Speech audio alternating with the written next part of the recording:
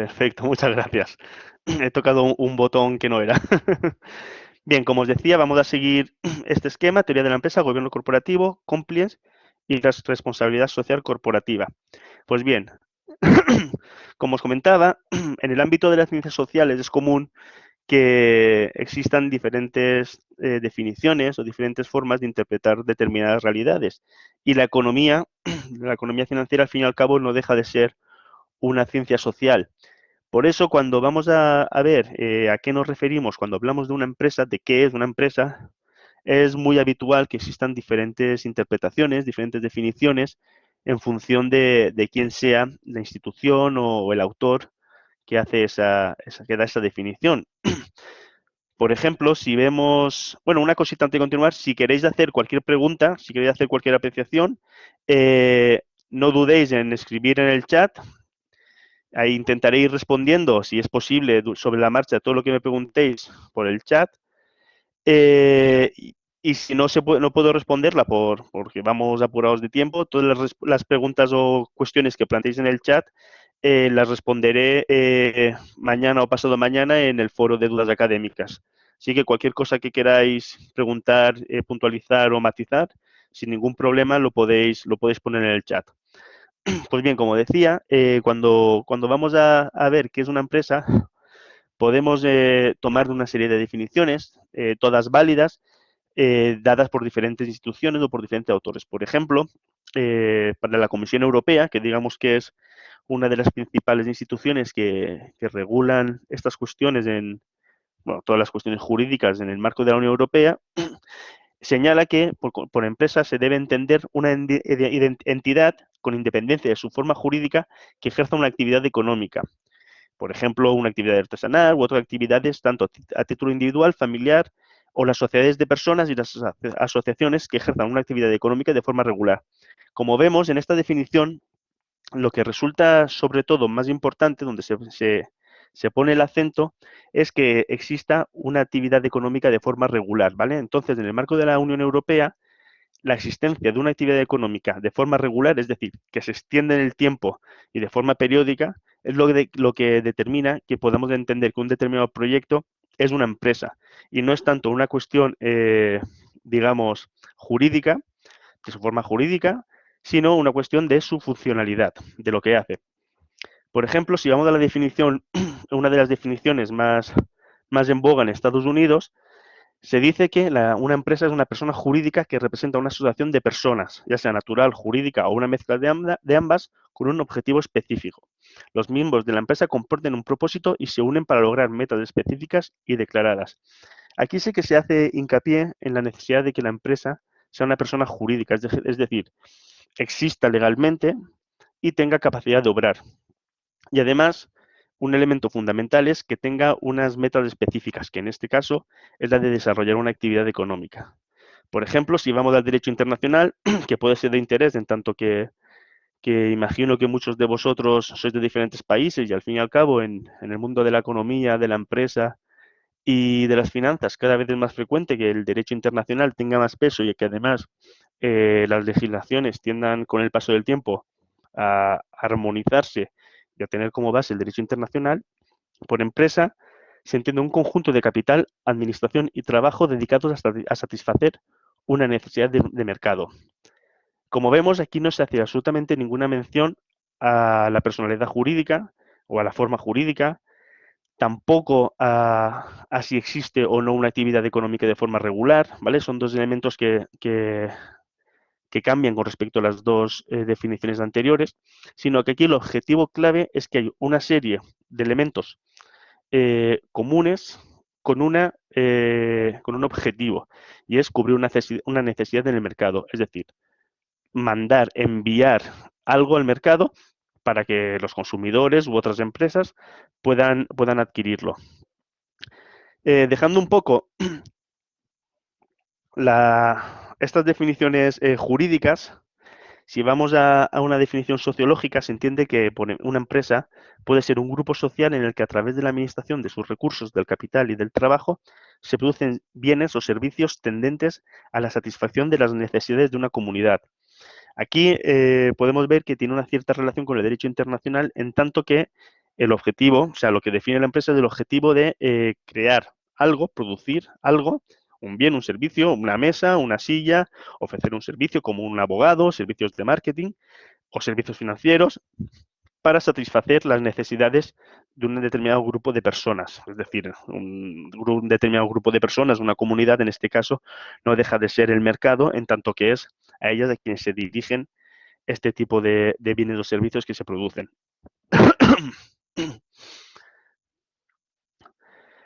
Bien, entonces, como hemos visto, no existe una única definición que podamos tomar como unívoca, como 100% cierta, o mejor dicho, ninguna de las señaladas anteriormente son incorrectas, pero lo ideal es tener conciencia de que existen diferentes definiciones y que existen algunos puntos en común entre todas ellas.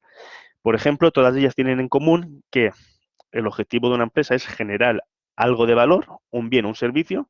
Como os he dicho, un bien, un servicio puede ser un ordenador, una mesa, un vaso, frutas, carnes, servicios jurídicos de un abogado, el trabajo que ofrece una agencia de marketing, un periódico o un diario online o un servicio financiero como un banco que ofrece una serie de servicios para, no sé, para financiar empresas, por ejemplo.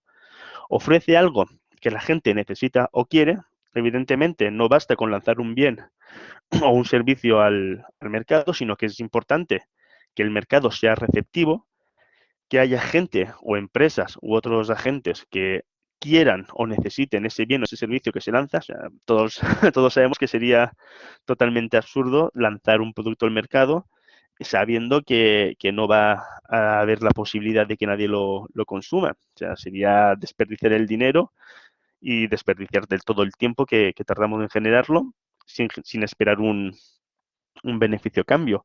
Por supuesto, esto está muy relacionado con que ese bien o ese servicio que se lanza eh, tiene que tener un precio que la gente esté dispuesto a pagar. Nadie, por ejemplo, estaría dispuesto a pagar, en su sano juicio, 2.000 euros por una libreta o un cuaderno de hojas normales o por un vaso. Entonces, hay que jugar siempre con ese elemento. Y un objetivo, el objetivo, que al final es donde enlazan los tres puntos que hemos dicho, los tres elementos que hemos señalado, es conseguir beneficios económicos. Toda empresa, por necesidad, debe conseguir beneficios económicos porque si no, no resulta viable. Y si no resulta viable, todos entendemos que no tiene ningún sentido. Una empresa que no puede mantenerse, evidentemente no tiene ningún sentido. Existen algunas excepciones, pues empresas de carácter social o empresas públicas que tienen como objetivo no tanto conseguir un beneficio económico, sino ofrecer un servicio a un determinado tipo de población que no puede acceder a ellos. Por ejemplo, imaginemos, no sé, una empresa médica pública que atiende a personas sin recursos. Evidentemente, esta empresa no tiene como principal objetivo tener beneficios económicos, pero sí una serie de beneficios sociales que van que redundan en última instancia en el bienestar de la sociedad y que en cierta manera también tiene unos beneficios económicos para el conjunto, en tanto que si esas personas con pocos recursos no deben gastar su dinero en médicos, por ejemplo, pueden invertirlo en otros bienes y otros servicios, lo que significa una ayuda a mantener la economía viva y girando. Pues bien, siguiendo con la teoría de la empresa, es importante señalar que existen diferentes criterios de clasificación de las empresas. Esto vamos a verlo muy rápido porque entiendo que ya lo conocéis, al menos superficialmente.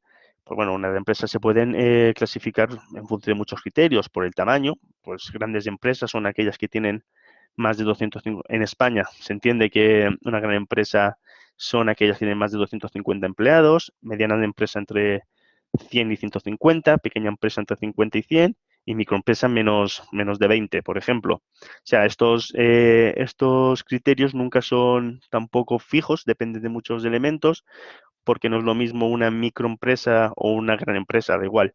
En un país donde, no sé, muy industrializado, digamos, Alemania en los años 50, que una microempresa o una gran empresa en un país en vías de desarrollo, por ejemplo, en Senegal. Pero bueno, esto al final siempre existe esa flexibilidad a la hora de establecer cuáles son los requisitos para formar parte de cada uno de estas etiquetas o de estos grupos. También sabéis seguro que por sector de actividad podemos encontrar tres tipos de empresas, básicamente, primario, secundario, terciario. Últimamente también se habla del cuaterciario, que sería aquel dedicado, por ejemplo, a la industria de la comunicación, Internet, de las TIC, las nuevas tecnologías de la información y la comunicación. Pero bueno, ya sabéis que primario es básicamente el sector agropecuario, eh, agricultura, ganadería, pesca, gestión de los recursos naturales. El secundario es la industria básica.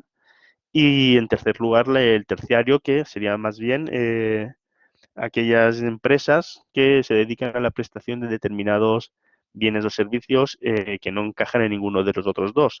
Por ejemplo, abogados, marketing, profesores, médicos, etcétera. También por ámbito de actuación, una clasificación muy sencilla, local, nacional e internacional, en función de la extensión o del territorio sobre el que trabajen y el que ofrezcan sus servicios. Por ejemplo, una empresa local, pues será aquella que actúe, por ejemplo, en mi caso, en Madrid, o sea, el panadero de donde voy a comprar el pan todos los días, pues a una empresa local. Nacional, por ejemplo, una empresa de transporte, que es el que me trae algunos paquetes y compro de Amazon. Internacional, por ejemplo, podemos entender que es Amazon, que es capaz de distribuir a todo el mundo.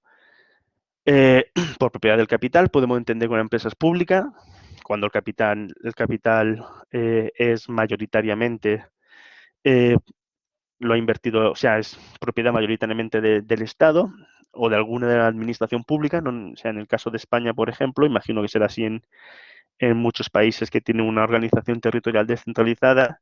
Tenemos el Estado, el gobierno central, las comunidades autónomas, provincias, ayuntamientos y municipios. Pues, por ejemplo, una empresa pública puede ser una empresa propiedad del Estado o una empresa propiedad de una de las comunidades autónomas, por ejemplo, o incluso de la ciudad, del municipio. En el caso de Madrid, por ejemplo, existe una empresa pública que se dedica a la gestión de destinos turísticos y culturales, y la propietaria de esa empresa es el ayuntamiento. O sea, una ciudad puede tener sus propias empresas y son públicas. Privadas son aquellas la mayor parte del capital son inversores privados, es inversión privada, y mixta cuando existe más o menos un equilibrio entre una financiación o una propiedad pública y propiedad privada. Por ejemplo, en el caso de España tenemos eh, Correos, por ejemplo, tiene una parte de inversión pública y una parte privada, con lo cual es una empresa que tiene una parte pública del Estado y una parte de inversores privados. Hay muchas, ejemplos de muchísimos, y podéis verlos fácilmente tecleando en Google cualquier empresa mixta en cualquiera de los países. Y por último, las formas jurídicas. Por forma jurídica podemos encontrar personas físicas, en este caso lo que en España se conoce como autónomo, que sí que en algunos países de América Latina también se les llama así. También, si queremos utilizar un término anglosajón, suele utilizarse o encaja más o menos el término de freelance. Es aquella persona que opera como una empresa, pero que no tiene una estructura jurídica detrás, no tiene una empresa. Por ejemplo, en mi caso, yo aparte de ser profesor aquí, trabajo como periodista. En este caso, yo soy autónomo y yo lo que hago es escribo para diversos medios de comunicación, a los cuales la relación que tenemos no es de empresa-empleado, sino es de empresa-empresa, aunque yo no tenga una estructura jurídica detrás, pero sí soy una persona jurídica. Y luego personas jurídicas como tales. Por ejemplo, las empresas más famosas, las más grandes, siempre son este tipo de empresas, y sobre todo son sociedades anónimas. Podemos encontrar sociedades anónimas, por ejemplo, cualquier gran grupo del sector de la automoción, Renault, Peugeot, SEAT, Volkswagen, Chrysler, son siempre sociedades anónimas. Luego existen sociedades limitadas. Bueno, sociedades anónimas, la característica básica es que cotizan, que puedes comprar acciones en un determinado mercado de forma relativamente sencilla. Luego están las sociedades limitadas, que son aquellas en las que no hay acciones, sino una participación en función del capital invertido. Y bueno, hay otras muchas que son ya minoritarias, que tampoco son tan importantes, pero por ejemplo están las sociedades anónimas laborales, que son similares a las cooperativas, donde una parte o sea, donde una gran parte de los trabajadores son al mismo tiempo propietarios de la empresa. Bueno, eso también depende mucho, o hay algunos matices en relación con los países, porque al fin y al cabo lo que marca que esté dentro de una de estas categorías o de otra, viene siempre regulado por la ley, la norma, por el ordenamiento jurídico de cada país. Bueno, vamos a avanzar.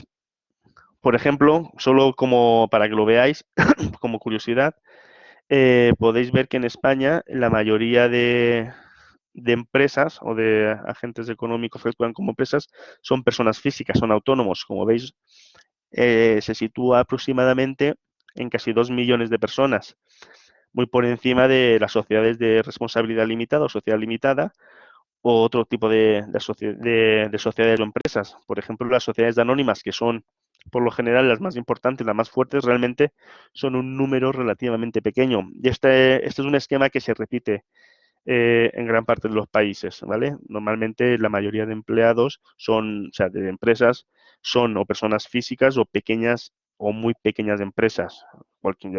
Eso se puede ver cuando sales a la calle, que la mayoría de negocios o de empresas que podemos ver son cafeterías, bares, tiendas de ropa, tiendas, no sé, cosas muy, muy, muy básicas, ¿no? Este sector terciario que al final es el que da servicio a los vecinos de proximidad, a la gente que tiene más o menos cerca. Sin embargo, las sociedades anónimas, aunque son muy pocas en comparación, realmente son las que mueven una mayor cantidad de dinero. Pues imagina lo que puede mover Amazon, Google, Peugeot o cualquier empresa de estas multinacionales organizada como sociedad anónima. Bien, precisamente por la importancia que tienen, es importante parar un poquito a ver algunas cuestiones de las sociedades anónimas, porque están muy, muy, muy, muy relacionadas o tienen mucho que ver con una buena gestión del gobierno corporativo por sus características. Por ejemplo, evidentemente, un autónomo o una pequeña empresa en la que el propietario es la misma persona que la gestiona, el gobierno corporativo resulta relativamente sencillo, no tiene que atender a accionistas, no tiene que atender a una serie de realidades ni a una serie de normas jurídicas que pueden complicar la gestión. En cambio, en las sociedades anónimas sí, ¿vale? Por su propia característica, tienen que ajustarse y están muy controladas pues, con un determinado marco jurídico. Pues bien, las sociedades anónimas son la mayoría de los países, son junto con las limitadas, las más comunes, dejando de lado al autónomo, que no es exactamente una empresa, y precisamente su importancia radica en cuestiones como su tamaño, el nivel de facturación, la influencia económica, política y social que ejerce en el entorno en el que se ubica, ¿vale? Y sobre todo, su principal definición es que es el gran paradigma de las sociedades capitalistas. O sea, las sociedades anónimas nacen a mediados del siglo XIX en un contexto que es de la segunda revolución industrial en Europa, en el que es necesario unir o juntar muchísimo capital para poder competir en un marco de competencia creciente entre las diferentes industrias de diferentes países. Y entonces las sociedades anónimas nacen con el objetivo de ser capaz de atraer muchísimo capital para acometer inversiones muy, muy, muy altas. Por ejemplo, las primeras sociedades anónimas que surgieron en Europa y en Estados Unidos tenían por objetivo, como principal objetivo, crear las vías férreas, crear trenes. Pues imagina la inversión que tenía que suponer en 1870, por ejemplo, crear una línea férrea que cruzara desde la costa atlántica a la costa pacífica de Estados Unidos, o que cruzara cualquier país de Europa. Pues imaginad, pues precisamente esas dificultades y esa necesidad de contar con muchísimo capital fue lo que dio lugar a que aparecieran este tipo de sociedades capitalistas, sociedades anónimas, ¿vale? Las sociedades anónimas están divididas en partes iguales, llamadas acciones, como os he comentado antes, y el poder de decisión de los socios está determinado por el número de las acciones. Es decir, es relativamente democrática la toma de decisiones en este tipo de sociedades, pero no exactamente democrática. Es decir, cualquiera que tenga acciones puede votar y ofrecer su opinión. Bueno, hay algunos requisitos, algunos criterios, pero bueno, de forma genérica vamos a decir que todos pueden participar en la toma de decisiones que se tomen en la empresa, pero lo cierto es que aquellos que tienen más acciones, evidentemente, son los que tienen mayor poder de decisión. Es un voto ponderado en función del número de acciones, con lo cual realmente, aunque en algunos momentos se ha querido dar la imagen de las sociedades anónimas como empresas o sociedades muy democráticas, realmente no lo es tanto, ¿vale? Bueno, pues como ejemplo de sociedades anónimas, como os he comentado, pues grandes empresas que todos conocemos, Orange, Repsol, Amazon, Santander, Renault, y podríamos dar una gran lista interminable de empresas que encajan en este concepto, ¿vale? En esta definición. Entonces, ¿cuáles son las principales características de las sociedades anónimas? Como os he dicho, hay algunos matices, pero son muy pequeños según el ordenamiento jurídico de cada país, pero grandes rasgos en todos los lugares se puede señalar que las sociedades anónimas tienen una serie de características que son los siguientes. Se organizan conforme a uno de estatutos sociales, es decir, es una especie, si hiciéramos una analogía con un país o un estado, los estatutos sociales serían la constitución, ¿no? Es el documento en el que de alguna manera se regula el funcionamiento interno y externo de la entidad de una sociedad. ¿Vale? Son personas jurídicas y como tales tienen derechos y obligaciones. Es decir, la empresa con independencia de sus accionistas, es decir, de sus dueños, tiene derechos y obligaciones como tal. ¿Vale? Como he dicho, son propiedad de sus accionistas eh, y no se encargan de la gestión. Es decir, los propietarios no se encargan de la gestión. ¿Esto qué significa?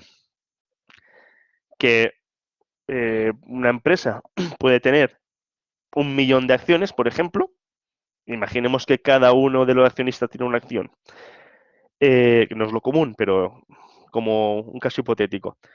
Si hay 1 millón de acciones y cada uno de los accionistas tiene una acción, hay 1 millón de propietarios de esa empresa. Sin embargo, esos propietarios no forman parte del órgano que dirige día a día la empresa, sino que los accionistas nombran un consejo de administración, que es el que en última instancia toma las decisiones en prácticamente todos los ámbitos. Decisiones estratégicas, decisiones en relación con, no sé, con políticas salariales, con políticas laborales, con políticas de expansión, con si hay que abrir o cerrar determinadas tiendas o determinadas plantas de producción, etcétera. Esto tiene una lógica o tiene una causa que es fácil de entender y es que de esta forma se garantiza que los cambios de los propietarios no afectan al funcionamiento y a la duración de la empresa.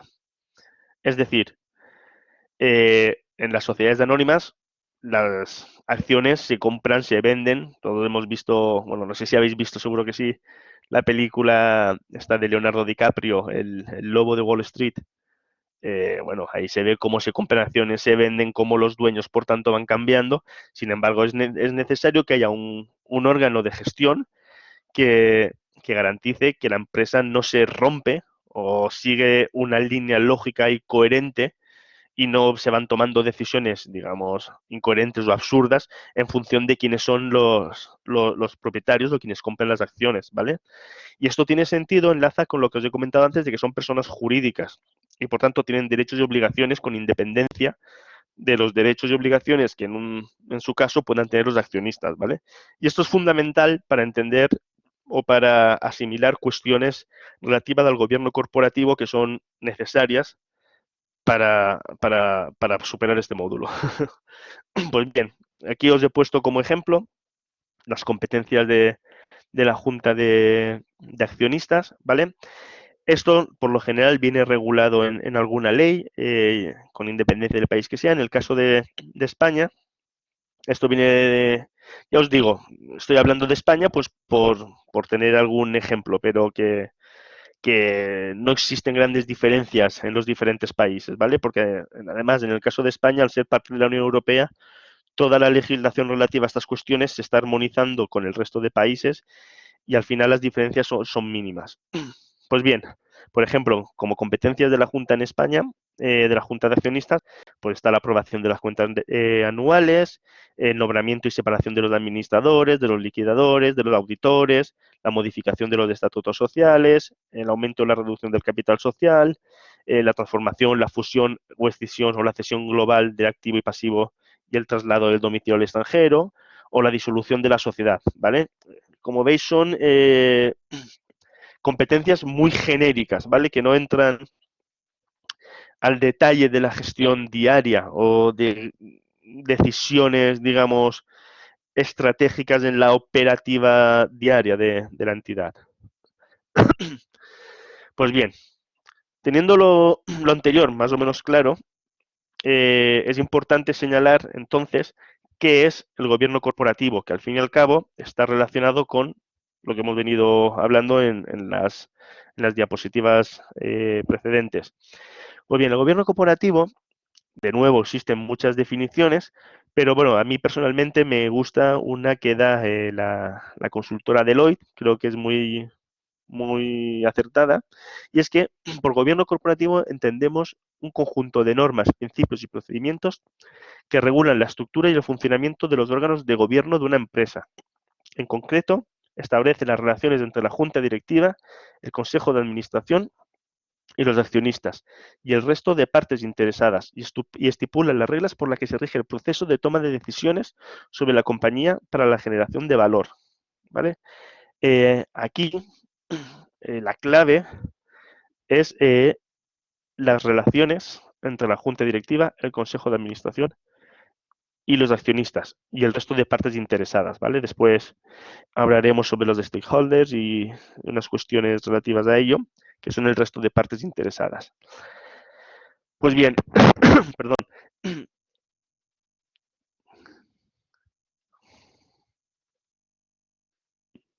Efectivamente, la Junta de Accionistas de la Asamblea de Accionistas, ¿vale? Es el órgano que representa a todos los accionistas. Bien, como sabéis, en el año 2008 hubo una crisis, o dio inicio, 2007-2008, dio inicio a una crisis muy fuerte, una crisis financiera que afectó a muchos países del mundo, en Europa también, y España fue uno de los países más dañados por esa crisis. Pues bien, en el marco de esa crisis se llegó a la conclusión de que una de las causas que habían, uno de los motivos que habían dado lugar a que pasara todo eso, fue que las sociedades cotizadas, es decir, las sociedades anónimas, no habían sido directamente eficientemente o eficazmente gobernadas. Es decir, que se habían dado una serie de decisiones sin tomar en cuenta ni la opinión ni los intereses de los accionistas por parte, por ejemplo, del consejo de muchos consejos de administración, ¿vale? Es decir, que tomaron toda una serie de decisiones que acabaron generando en un clima caótico financieramente, que llevó a la bancarrota a muchas grandes empresas y todo eso generó grandes problemas en todos los ámbitos económicos. ¿Vale? Pues a partir de esa crisis financiera, la comunidad internacional empezó a tomar conciencia de la importancia de que las sociedades cotizadas fuesen gestionadas de una manera adecuada y sobre todo transparente. ¿Vale? Y ahí empezó a trabajarse con un concepto del buen gobierno de la empresa. ¿Vale?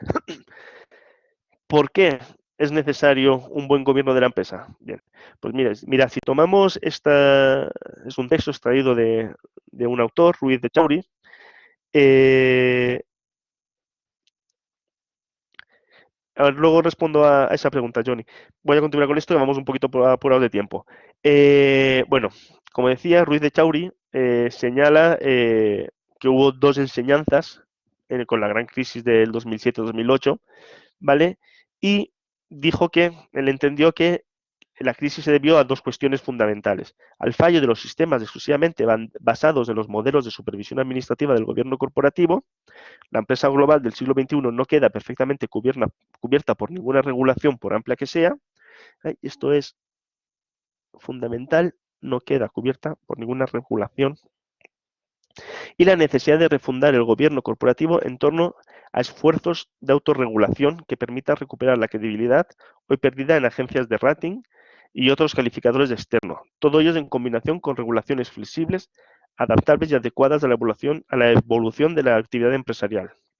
¿Vale? Estas son las dos grandes enseñanzas que señala este autor, y lo que viene a decir es que las grandes empresas son tan grandes, valga la redundancia, que es difícil crear una regulación que sea capaz de dar respuesta a todos los retos que puedan surgir en relación a su gobernanza. Por tanto, es necesario ir un paso más allá y hay que profundizar en que el gobierno corporativo sea el adecuado. Es decir, no se puede dejar en manos solo digamos, de agentes externos el que se cumpla con determinadas cuestiones relacionadas con las decisiones que toman las empresas, ¿vale? Por eso, por ejemplo, aquí señala necesidad de refundar el gobierno corporativo en torno a esfuerzos de autorregulación que permitan recuperar la credibilidad, ¿vale? Pues eso, que unas empresas tan grandes, con tantísimos millones de facturación, con tantísimos empleados, que operan en muchísimos países, pues resulta difícil establecer un marco regulatorio que sea capaz de dar respuesta a todos los retos. Efectivamente, sí. Pues bien, el concepto de gobierno corporativo, aunque fue con la crisis de 2007-2008, cuando empezó a tomarse muy en cuenta, dado lo que había sucedido, el concepto nació en 1992 con el informe Cadbury. Venía a definirlo de una forma muy sencilla. Gobierno corporativo del sistema mediante el cual las empresas son dirigidas y controladas. Es decir, en el gobierno corporativo converge una serie de elementos: sistemas de control, responsabilidades, transparencia e información. ¿Vale? Esta definición, en principio, se definía sobre todo a las sociedades cotizadas, ¿vale? E identificaba a los principales actores del gobierno corporativo: el Consejo de Administración, es decir, son quienes, como os he comentado, gestionan, dirigen, organizan y administran, es decir, quienes más o menos en el día a día toman las decisiones sobre el funcionamiento, y la Junta General de Accionistas, la asamblea de accionistas que decía uno de los compañeros hace un momento en el chat. Junta de General o la Asamblea, que al final es quien designa a los administradores y a los auditores. O sea, digamos que estos de aquí abajo, la Junta de Accionistas, me ha salido mal el circulito, son quienes, en última instancia, deciden quiénes forman el Consejo de Administración. Eso es cierto. La cuestión muchas veces está en que las competencias que toma o tiene el Consejo de Administración son muy amplias, tanto que al final son quienes en realidad tienen el control de la compañía. Y además, bueno, pues eso, son quienes tienen control de la compañía, y que además, pues muchas ocasiones, como podemos ver en algún ejemplo que veremos después, incluso se toman decisiones sin la debida transparencia, de forma que muchas veces la Junta General de Accionistas no sabe realmente qué está haciendo o qué está pasando el Consejo de Administración, precisamente por actuar sin la transparencia que permita conocer, pues, ya no digo los detalles y los pormenores, porque bueno, al fin y al cabo, una Junta General de Accionistas puede estar formada por miles de miembros, pero que sí que tenga, pues, un mínimo de comunicación fluida con ellos. Pues bien, como os he dicho, este informe Cadbury, este concepto de gobierno corporativo, se dirigía en un principio a sociedades cotizadas, pero puede aplicarse perfectamente a empresas o a sociedades de todo tipo, ¿vale? Evidentemente hay que adaptarlo, no es lo mismo una empresa, una sociedad limitada de 50 empleados que actúa en el marco de un país o de una región que una gran multinacional que actúa en el marco de 23 países y factura miles y miles y miles de millones de euros. Evidentemente es diferente, pero bueno, con pequeños ajustes o grandes ajustes se puede aplicar a todo.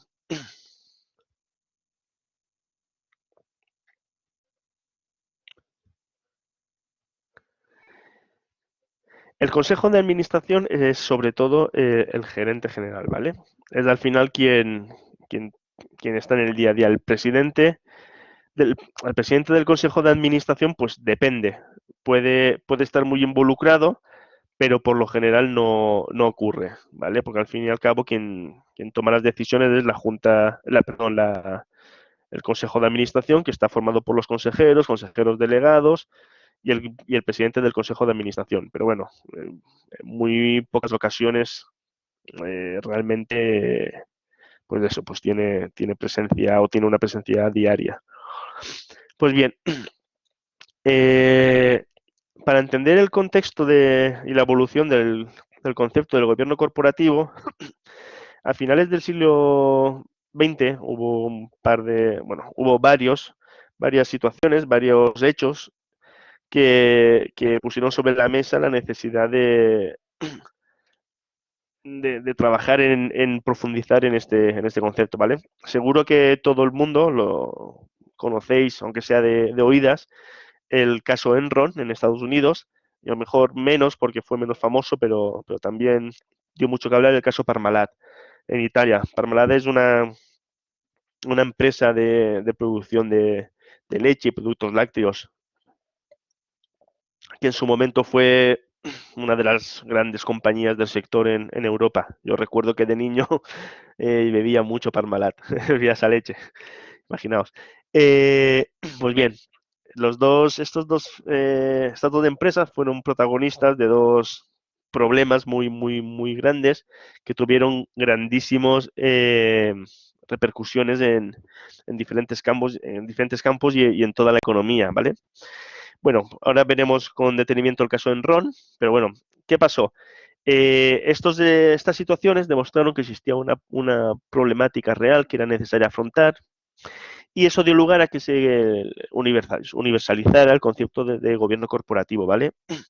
Desde ese momento, más de 100 países comenzaron a aplicarlo, bien con la soft law, es decir, con recomendaciones eh, dirigidas a las empresas que cumplían determinadas características o criterios, o con normas imperativas, es decir, con normas de obligado cumplimiento, como por ejemplo la Sarbanes-Oxley Act de 2002 en Estados Unidos, la Ley de Transparencia de España de 2003 o la Corporate Governance Code en 2014.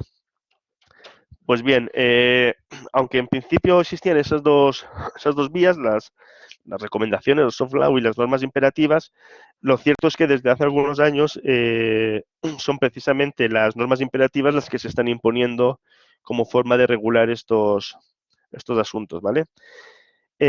Por ejemplo, en el caso de España, además de la Ley de Transparencia 2003, se aprobó en el 2014, la Ley 31-2014, eh, una modificación de la Ley de Sociedades de Capital para la mejora del gobierno corporativo, de forma que algunas cuestiones relativas al gobierno corporativo, al buen gobierno corporativo, tenían que ser aplicadas a todo tipo de empresas, ¿vale? Desde pequeñas compañías familiares hasta los grandes inversores institucionales, ¿vale? Eso significa, o es una muestra, de que precisamente todo lo que ocurrió en aquel momento y luego con la crisis del 2008, eh, pues la necesidad de profundizar en cuestiones relativas al buen gobierno para evitar que volviesen a darse determinados problemas, pues ha ido está siguiendo una tendencia al alza, ¿vale? Es cada vez más común que se legisle sobre ello. Ya digo, como recomendaciones o como normas imperativas, pero cada vez más como normas imperativas. Pues bien, a finales del siglo XX, precisamente como respuesta a algunos de los problemas que ya estaban surgiendo, se tomó la decisión en muchos lugares, en muchos países, de que las reglas de gobierno corporativo avanzaran hacia un mayor peso de la junta de accionistas en la gestión. Es decir, eh, imagina lo que os he comentado antes, ¿vale? Cuando la propiedad y la gestión está separada en diferentes órganos, pues si no existe una comunicación fluida, es fácil que se den situaciones en la que la Junta toma decisiones sin que el, o sea, que el Consejo tome decisiones, perdón, sin que la Junta sea consciente de qué decisiones está tomando. Y ahí se puede crear un conflicto de intereses muy importante, ¿vale? Entonces, se aumentaron las competencias de la Junta, que tenían que participar obligatoriamente en la toma de determinadas decisiones. El Sayonpai, o sea, la Junta, cada vez es más común y se ha generalizado que la Junta tenga voz y tenga que aprobar los pagos, las retribuciones del Consejo de Administración, y al mismo tiempo se han mejorado los mecanismos de transparencia de información, ¿vale? Esto tenía como principal objetivo la protección de los accionistas con respecto al papel jugado por los consejos de administración, ¿vale? Pero en especial de los accionistas minoritarios, que son al final los que más dificultades tienen para obtener cualquier información y para recibir, pues, por eso, pues cualquier información, para acceder a cuestiones internas, etcétera. Es interesante la cuestión esta del Pay, porque pensad las barbaridades que podían hacerse en algunos momentos cuando los consejos de administración podían aprobar de forma totalmente libre y sin necesidad de dar determinadas informaciones a la Junta sus propios salarios. Eso podía crear graves problemas o, pues, graves problemas que luego la empresa arrastraría, la compañía podían arrastrar durante mucho tiempo. Pues eso, con otro tipo de pagos o, imagina, no sé, pues todo lo relativo a este tipo de cuestiones. Vale, pues como os he comentado, uno de los grandes ejemplos de, efectivamente, hay algunos accionistas que se mantienen al margen de la toma de decisiones. Hago aquí un pequeño paréntesis antes de entrar en esta diapositiva. Normalmente para participar en las juntas de accionistas se pide un mínimo de acciones, es decir, puede ser un 1% de las acciones o un 0, algo por ciento de las acciones, ¿vale? En muchos casos, para esto de tipo de muy pequeños accionistas, lo que se hace es crear asociaciones de accionistas minoritarios que unen todas sus acciones, ¿vale? Y participar con una voz única. Imaginad, por ejemplo, que hace falta, me invento una cifra, ¿vale? Es un caso hipotético. Hacen falta 1000 acciones para poder participar en la junta de accionistas de la empresa X. Pues se juntan 1000 accionistas que tienen una acción cada uno, las ponen en común, llegan a esa suma de 1000 acciones para participar y hay un representante que defiende sus intereses, tomada pues consensuadamente o como haya sido, en esa junta de accionistas, ¿vale? Es una de las formas de por eso, de facilitar la participación de los accionistas en determinados órganos. Pues bien, recordad que si no os contesto aquí, os dejaré las respuestas por escrito en el foro de dudas académicas mañana o pasado mañana, ¿vale? En cuanto las recopile. O sea que no os preocupéis si veis que no voy contestando. Bien, como decía, el caso de Enron fue un caso paradigmático del mal gobierno corporativo, ¿vale? Muy rápido, fue una gran empresa que nació en 1985 por la fusión de dos grandes empresas del sector energético. En solo 15 años llegó a ser el séptimo grupo empresarial en Estados Unidos y, bueno, tuvo multitud de premios como empresa innovadora, como ejemplo a seguir, pues una gran empresa que se había hecho en solo 15 años un hueco y había conseguido, pues vamos, lo que pocos consiguen, ¿vale? Lo curioso es que con 15 años con esta tendencia al alza, de repente, a finales de diciembre, a finales del 2001, del año 2001, la empresa solicita protección por bancarrota. O sea, la empresa quiebra. O sea, lo que nadie se esperaba, una empresa inmensa, de repente cae. ¿Veis cómo o sea, este gráfico es un poco como la imagen gráfica de lo que ocurrió, ¿no? Como de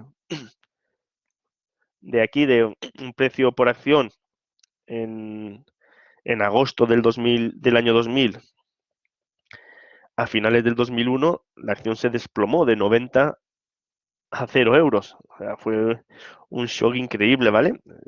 En este escenario, la compañía solicitó la protección por bancarrota en Europa, en Estados Unidos y, joder, y eso pues generó muchas dudas y muchas preguntas y muchas y pocas respuestas, ¿vale? Con el tiempo, bueno, sobre el caso Enron se ha escrito y se ha dicho de todo, ¿vale? Mañana, cuando responda a las preguntas que no pueda contestar hoy, os pondré la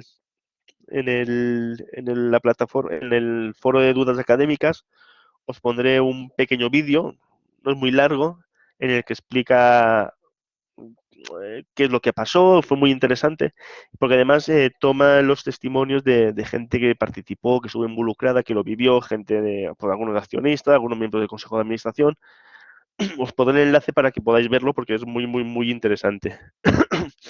Pues bien, imaginando la necesidad del buen gobierno corporativo y cómo Enron fue el caso paradigmático de mal gobierno corporativo. Bueno, pues la empresa, la compañía, tenía una estructura súper complicada que de una forma casi indescifrable estaba compuesta por una estructura de más de 3.000 sociedades que se unían a través de holdings, ¿vale? Eran 3.000 sociedades mezcladas, remezcladas, que no se sabía muy bien dónde acababa una y dónde acababa la otra, ¿vale? Eso generaba,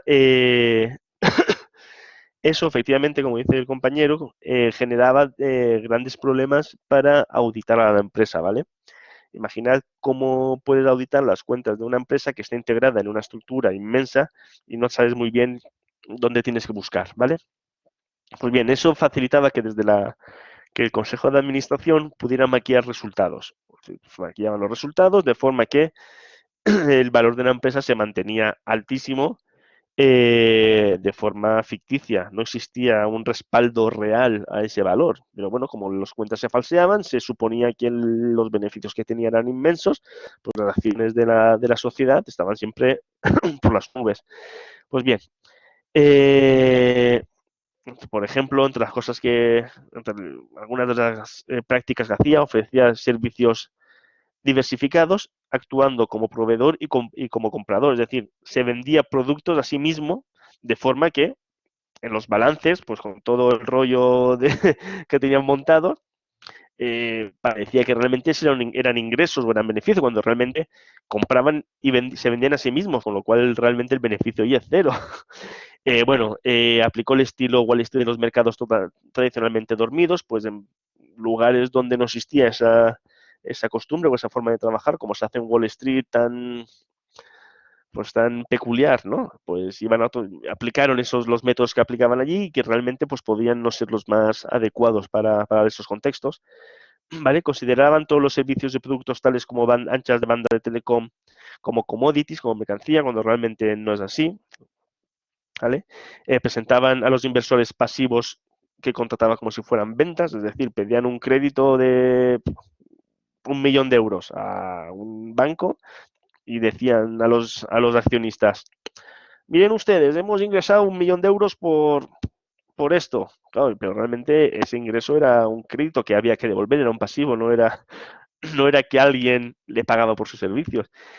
Y bueno, empezaron a trabajar como comprador y vendedores de gas natural, pero mediante una contabilidad conocida como valor hipotético a futuro. Es decir, ni siquiera trabajaban con los valores del gas de su producto, del producto que ofrecían, eh, con su precio real, sino como en hipotéticos valores que esperaban, presumían o señalaban que iban a tener en un determinado futuro, con lo cual, claro, si luego eso no se cumplía, pues generaba toda una serie de problemas de carácter contable y de carácter de gobernanza de la compañía. Pues bien, yendo un poquito rápidos, que son ya las 7, pero bueno, nos vamos a alargar, ¿vale? Porque teóricamente deberíamos de acabar a las 7, pero si no os importa, para poder verlo todo, yo creo que acabaremos a las 7:15 O sea, son las 7 aquí en España. No sé dónde estéis vosotros, pero vamos a alargar la charla unos 15 minutitos más, probablemente, ¿vale? Pues bien, eh, en todo este mare magnum de problemas de la telaraña creada para falsificar todo tipo de datos, para evitar auditorías, para, pues imaginar todo lo que podía significar, bueno, pues eso generó problemas muy grandes cuando empezaron a salir las cosas, ¿no? Pues cayó la reputación, hubo muchos rumores sobre sobornos y tráfico de influencias para obtener contactos en América Central, en América del Sur, pues en toda una serie de países. Claro, eso generaba un problema en la reputación de la empresa muy importante. O sea, no conseguía contratos por su buen hacer o por su competitividad, conseguía contratos por influencia, por sobornos, por prácticas que son absolutamente rechazables, ¿vale? Luego, bueno, manipulaban la información que, que facilitaban a sus auditores, ¿vale?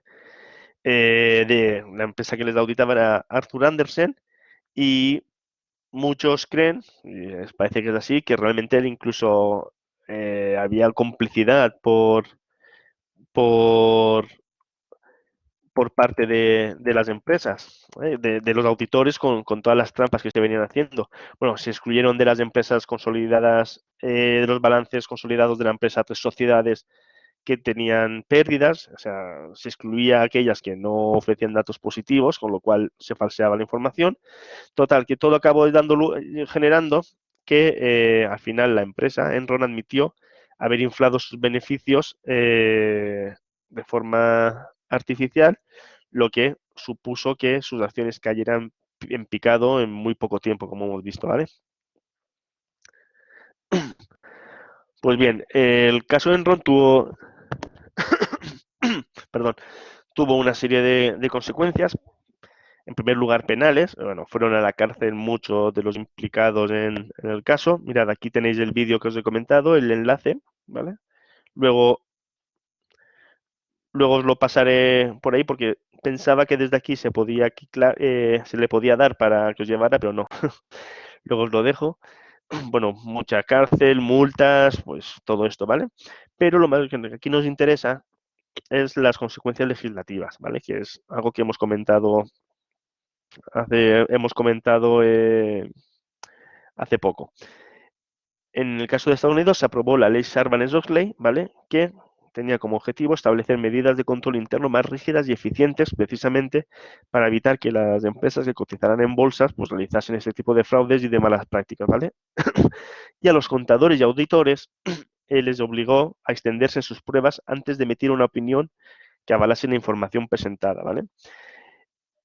De forma, o sea, en definitiva, esto lo que significa era que se establecía una serie de medidas que hacían que los auditores tuviesen que hacer una serie de actuaciones que garantizasen que la arquitectura contable sobre la que trabajaban, las empresas a las que auditaban, era totalmente legal y valedera, ¿vale? Es decir, en cierta manera se, se aprobaron leyes que endurecían tanto el control interno de las propias empresas como la práctica las actividades o la forma de trabajar de los auditores para garantizar que lo que decía la empresa era real, era cierto y que por tanto no existía margen de realizar ningún tipo de fraude ni de esconder información a las juntas de accionistas que en última instancia fueron de los grandes damnificados en tanto que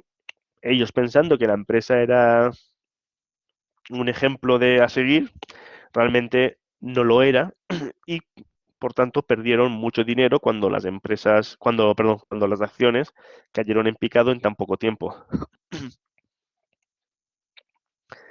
Pues bien, eh, visto lo anterior sobre el gobierno corporativo, el siguiente paso es entrar rápidamente, vamos a ir rápido, en cuestiones de compliance, ¿vale? La compliance, como he dicho cuando hemos empezado la, el vídeo, la charla, es cumplir la normativa, ¿vale?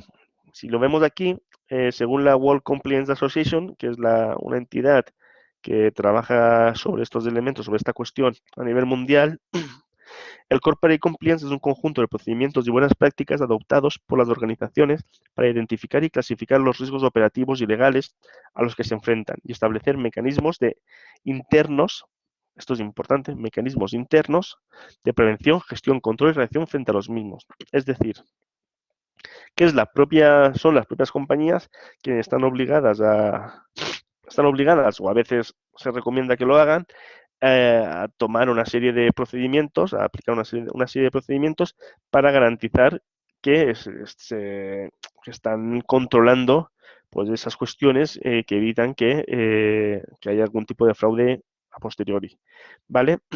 Es cierto que en ocasiones se relacionan con el derecho penal, ¿vale? En el sentido de que en muchos casos la compliance pues al ser, es obligatoria y si no se cumple puede derivar en delitos penales, pero lo cierto es que su origen y la finalidad es otra, ¿vale?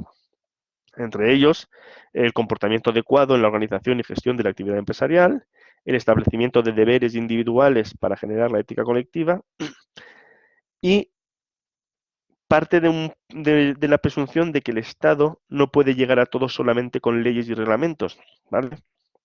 Esto significa que para garantizar el correcto funcionamiento de las sociedades, su buen gobierno y que no y que las prácticas que hacen entran dentro de lo legal y de lo ético, es preciso que un grado, un alto nivel de autorresponsabilidad por parte de los individuos que forman parte de la empresa como de la propia empresa, ¿vale?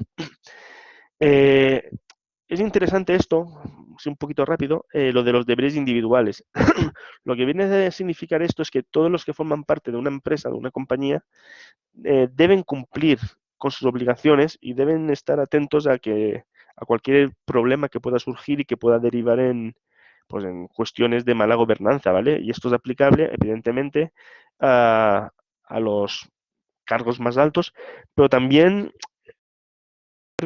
con los cargos más pequeños, los más bajos o cargos intermedios, ¿vale? Que al fin y al cabo, en ocasiones puede parecer que se limitan pues a cumplir órdenes, pero claro, ¿qué hace un cargo intermedio cuando recibe una orden que sabe que es ilegal, que sabe que va a generar en problemas con los accionistas o que va a generar pérdidas a la empresa? Pues en estas cuestiones hace hincapié la cuestión de la compliance con el objetivo de crear una conciencia dentro de la empresa, de la compañía común, entre todos, eh, para evitar que si uno de arriba hace algo malo, pues corra como la pólvora y acabe implicando a todos, sino que haya como, digamos, como barreras, ¿no? Que eviten que esto ocurra. Pues bien, ventajas de la compliance, pues podéis imaginar, pues siempre siguiendo la asociación que os he comentado antes, pues bueno, pues aquellas entidades que deciden implementar un sistema de gestión de cumplimiento normativo, pues pueden tener beneficios o pueden evitar perjuicios penales, tributarios, operacionales, reputacionales, laborales, etcétera. Como esto lo vais a tener os lo voy a colgar, no voy a detenerme en esto, pero bueno, se entiende o se considera que tendrá beneficios tanto para la organización como para los clientes, como para el propio mercado, es decir, para el conjunto de agentes e instituciones que participan en este juego de la economía, ¿vale? Porque al fin y al cabo, si todas cumplen, al final tenemos unas empresas éticas y transparentes, unas reglas internacionalmente válidas de forma que todos saben cuáles son las reglas del juego y se juegan en igualdad de oportunidades. Al mismo tiempo se genera confianza en las instituciones y no deja de significar una apuesta por un compromiso por el buen funcionamiento que, en última instancia, ayuda a contribuir a la igualdad y la justicia social con independencia del lugar en el que actúen las empresas, ¿vale? Bueno, pues del mismo modo, pues como he dicho, hay ventajas para los clientes, pues ayuda a identificar organizaciones que buscan desarrollar un buen gobierno corporativo, permite trabajar con proveedores sabiendo las características de los proveedores, es decir, evitando riesgos. O sea, si sabes que una empresa cumple determinadas normas de compliance y que lo cumple a la rajatabla, pues sabes que pedir a un proveedor que te traiga, pues, no sé, telas para tu empresa, pues que te lo va a hacer con diligencia, lo va a hacer bien y sabes cuáles son los riesgos a los que te expones y sabes bueno, que lo vas a tener, ¿no? Y sobre todo aporta seguridad de cumplir con los requisitos establecidos en cualquier tipo de estándares, ¿vale? Cuando, imagina, una gran empresa, IKEA, por poner un ejemplo, pues IKEA vende la imagen de una entidad, de una empresa concienciada con el medio ambiente, concienciada contra la explotación laboral y de que sus materiales son de buena calidad. Si IKEA quiere comprar materia prima para fabricar sus muebles y quiere decirle a sus clientes, mirad que lo que os digo de mí, sobre mí es cierto, pues trabaja con proveedores de materias primas que cumplen, tienen un sistema de compliance y lo cumplen, y lo pueden demostrar, IKEA podrá seguir defendiendo esa imagen y los clientes saben que si compran en IKEA, pues están comprando un mueble que es, pues hecho con buena calidad, un mueble que para crear la madera no se han cargado un bosque en mitad del Amazonas, o yo qué sé, o sea, no sé si me explico, pero ayuda a que los clientes vean cuáles son la- la- las empresas, con qué objetivos trabajan, con qué ética trabajan y eso, ¿vale? Y esto al final también es bueno para la organización porque si tú puedes demostrar a tus clientes pues que trabajas con proveedores que son, digamos, que cumplen las normas, que son éticos y, por ejemplo, vas a contratar, por ejemplo, disminuir el coste de los seguros, vas a contratar un seguro para algo y tú puedes demostrar a la empresa aseguradora que cumples con toda la normativa, pues probablemente la empresa aseguradora te asegure de forma más barata que si no cumples las normas, ¿vale? O te ayuda a detectar la detección de malas praxis en cualquier momento o en cualquier procedimiento de la empresa, te mejora la reputación, que es lo que decíamos antes. Bueno, pues hay toda una serie de cuestiones que favorecen tanto a la organización, al mercado, como a los clientes, ¿vale?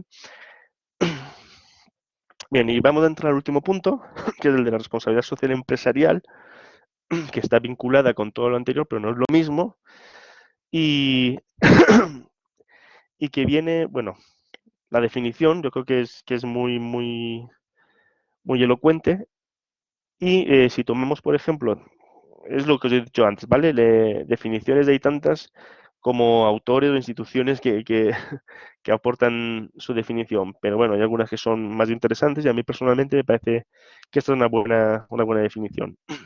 La responsabilidad social empresarial o corporativa es la integración voluntaria por parte de las empresas de las preocupaciones sociales y medioambientales en sus operaciones comerciales y sus relaciones con sus interlocutores. Es decir, aquí el elemento fundamental, ¿vale? Lo que distingue a la, a la responsabilidad social empresarial de cualquier otra forma de cualquier otra norma, ¿vale? Es que son voluntarias y que van más allá de lo legal. Es decir, el hecho de que una empresa cumpla con la legislación vigente no es una muestra o no es una práctica de responsabilidad social empresarial, porque la legislación vigente está para cumplirla. Entonces, es una obligación. La responsabilidad social empresarial es quien, sabiendo y cumpliendo lo legal, va un paso más allá, ¿vale? Pues bien, un resumen muy rápido, quedan solo 3 diapositivas. Eh, vamos a ver un poco la evolución del concepto para que podáis entenderlo y os ayude a entender el material del ebook y el resto de materiales del módulo.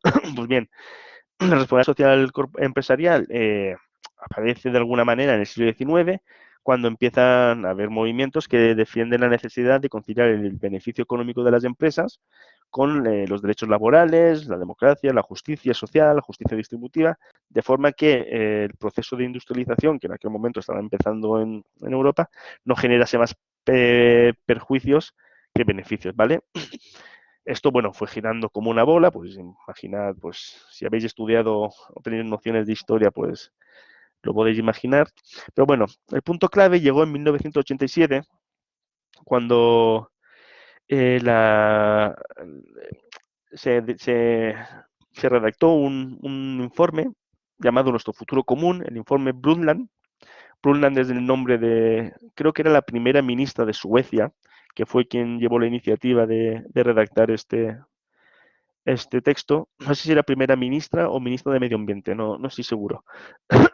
Pues bien, dirigió este informe a la ONU y participaron muchos representantes de muchos países y ya señalaban los peligros medioambientales que podían derivarse de la forma en que se estaba produciendo el desarrollo económico que desde pues que se venía llevando desde que comenzó el proceso de industrialización pues hace ya bastante tiempo. Pues bien, esto fue siguiendo. En 1992 se celebró la Cumbre de la Tierra de Río de Janeiro, eh, promovida por la ONU, por Naciones Unidas, con debates de importancia sobre diversos aspectos relacionados con el desarrollo y la conservación del medio ambiente.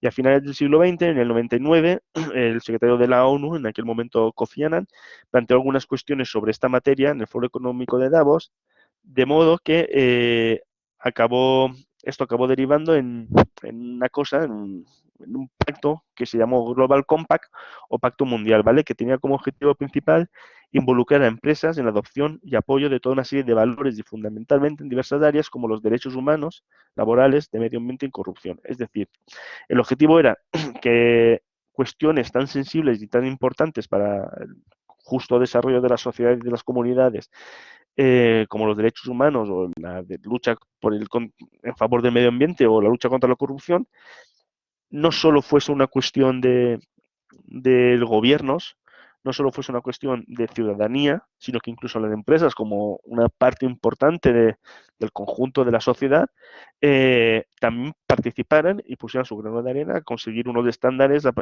pues, dignos en todas estas cuestiones, ¿vale? Bien, en el 2015 se desarrolló la Cumbre de Desarrollo Sostenible, y fue aquí donde se marcaron los objetivos de desarrollo sostenible que ahora están vigentes, son muy importantes y que forman parte de la Agenda 2030. Depende mucho de... efectivamente, porque en muchos casos, Mariano, ocurre que hay empresas, y eso es así, que bueno, que venden una imagen de responsabilidad social corporativa y realmente pues no lo cumplen. Entonces es importante precisamente el trabajo de los auditores o la presión de la ciudadanía para que las empresas se sientan obligadas a cumplirlo. Pues sí, como decía, bueno, los objetivos de desarrollo sostenible se trata de 17 grandes objetivos y una serie de metas concretas pues, relacionado con todos con los ámbitos que hemos señalado antes, ¿vale? Y tratan de involucrar gobiernos y organismos públicos, organizaciones del tercer sector, o sea, que viene a ser básicamente ONGs, ciudadanos y empresas.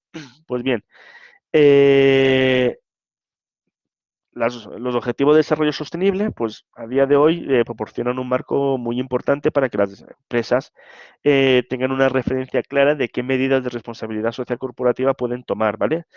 Por ejemplo, en el 2017, la consultora KPMG identificó una tendencia muy clara que mostraba que muchas empresas, que estaban tomando precisamente los objetivos de desarrollo sostenible como parte de su estrategia de responsabilidad social corporativa, ¿vale? Entonces es cierto que las grandes empresas también motivadas porque cada vez hay más gente una ciudadanía más comprometida con determinadas cuestiones, el medio ambiente, los derechos humanos, pues todo este tipo de cosas, es cierto que las empresas están viendo obligadas a adaptar cada vez más pues, este tipo de cuestiones a su forma de trabajar, ¿vale? Porque genera buena imagen y además pues obtiene otro tipo de beneficios. Pues bien, vale, ya es la última diapositiva. ¿Qué principios rigen la responsabilidad social corporativa? Como ya he dicho, el cumplimiento de la legalidad. O sea, cumplir la legalidad es preciso, no es optativo. Por eso se considera que la RSC realmente va un paso más allá como mínimo, un paso más allá de las disposiciones legales. Es decir, la ley se cumple, pues si la ley dice que yo tengo que respetar determinado territorio medioambientalmente protegido, pues yo voy un paso más y no solo lo protejo, o sea, no solo no atento contra él, sino que además colaboro pues, en la reforestación. Esa sería una diferencia entre la RSC y las obligaciones normativas. El carácter global, es decir, efectivamente, la responsabilidad social corporativa no debe entenderse como un elemento de un departamento concreto que por lo general suele ir vinculado cuando se ha hecho así a los departamentos de comunicación o de marketing, sino que tiene que ser algo global, transversal, que esté flotando en todos los departamentos de la empresa, porque no es una imagen al exterior, es una forma de trabajar y de incluir, de implementar pues, una serie de principios en toda la estructura de la empresa, ¿vale? Luego es un compromiso que se asume libremente, eso es cierto, pero también hay que ser consciente de que una vez se asume ese compromiso, es importante mantenerlo y cumplirlo, ¿vale? Y esto aquí tiene mucho que decir los consumidores, es decir, lo peor que le puede pasar a una empresa es empeorar su imagen. Si los consumidores dicen, no, mira, pues esta empresa nos dijo que era socialmente responsable y no contrataba mano de obra infantil para fabricar, yo qué sé, cualquier cosa, y resulta que ahora nos estamos enterando que si lo hace, pues es muy probable que los consumidores lo penalicen, dejen de comprar, lo critiquen y su imagen caiga. Y por último, la atención a los grupos de interés, ¿vale? Los grupos de interés son fundamentales, los de stakeholders en inglés, son fundamentales para las empresas porque son todos aquellos sujetos, ya sea individuales o colectivos, que se ven afectados de una u otra manera por el proceder de la empresa, por sus expectativas y tienen que ser tenidas sus necesidades en cuenta por parte de la empresa. Es decir, en los grupos de interés de una empresa están los accionistas, está pues el consejo de administración, están los empleados, pero también están las comunidades o las sociedades, la ciudadanía que vive en el lugar donde la empresa tiene una fábrica, también los sindicatos, también otras organizaciones empresariales del lugar. O sea, es todo un conjunto de individuos y entidades o instituciones. El Estado, por ejemplo, también es un grupo de interés con las empresas, a los cuales la empresa tiene que tener en cuenta para tomar sus decisiones. Imagina, por ejemplo, una empresa que decide, yo qué sé, produce un refresco, ¿vale? Y para producir el refresco necesita el agua de un pozo del que se abastece una comunidad rural de la India, por decir algo. Y empieza a utilizar ese agua sin tener en cuenta que ese agua es el que utiliza el poblado eh, pues para abastecerse, beber, lavar la ropa y todas sus cosas. Pues una mala práctica, o sea, una buena práctica basada en la responsabilidad social corporativa es que aunque no esté legislado, porque pasa mucho que en países en vías de desarrollo no existe legislación o una legislación muy potente con respecto a cuestiones ambientales o a cuestiones laborales y sociales, bueno, pues una buena práctica de responsabilidad social corporativa sería, aunque no exista una ley que determine que ese agua tiene que ser utilizada por el poblado, en lugar de llegar la gran compañía a coger ese agua y quedársela para fabricar su refresco, llega a un acuerdo, tiene en cuenta a las voces de la ciudadanía y utiliza solo una parte mínima o utiliza una parte de ahí y utiliza luego agua de otro sitio o produce otra cosa. Yo que sé, es una forma de tener en cuenta a todos los que forman parte de, del entorno de la empresa, ¿vale? Y bueno, esta era la última diapositiva con respecto al contenido. Os quería comentar una cosita con respecto a la entrega de actividades. Bueno, no tiene mucho misterio. Pues bien, simplemente que para el caso práctico, recordad que hay que hacerlo por el campus virtual, que salvo y solo salvo motivos muy tasados y muy justificados, no existe posibilidad de prórroga para la entrega, ¿vale? Y bueno, por favor, un problema que estamos viendo en muchos casos es que se copia literalmente de determinadas páginas web. Evitar eso. Y si tomáis algo de información de alguna web para y solo para reforzar vuestros argumentos y vuestras opiniones, por favor, citadlo o entrecomillarlo y decid de dónde procede, ¿vale? Lo mismo para los dos casos, o sea, para el caso práctico y para la actividad de análisis. Y bueno, como es la hora, me tomo nota de las preguntas que han quedado en el chat y en un plazo de 2 días como mucho os las contesto en, en el foro de dudas académicas del módulo. Y ya está, por mi parte, nada más. Un placer haber pasado la tarde con vosotros. Espero que os haya sido de utilidad y de interés esta SPV. Y nada, que cualquier duda o problema que tengáis, ya sabéis cómo localizarnos en el correo tutoriasfinanzas@eude.es. Muchas gracias y buenas tardes a todos, o buenos días, según donde estéis. Un saludo.